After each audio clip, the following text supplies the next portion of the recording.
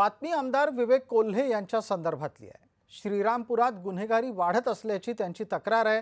आमदार विवेक कोल्हे यांनी श्रीरामपुरातल्या गुन्हेगारीच्या विरोधात आक्रमक भूमिका घेतली आहे। आकाशला न्याय मिळवून देण्यासाठी आपण मुख्यमंत्र्यांच्या भेटीला जाऊ असंही त्यांनी म्हटलंय।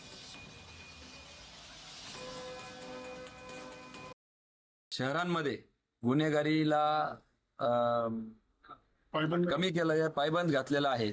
त्याच पद्धतीने श्रीरामपूरकडे मी लक्ष वेधणार आहे।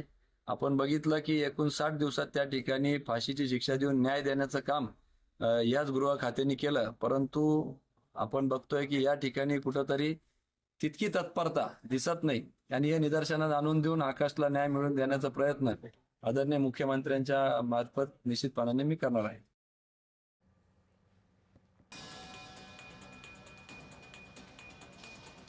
आमदार विवेक कोल्हे यांनी आकाश या तरुणाच्या मृत्यू प्रकरणामध्ये लक्ष घातलेलं आहे।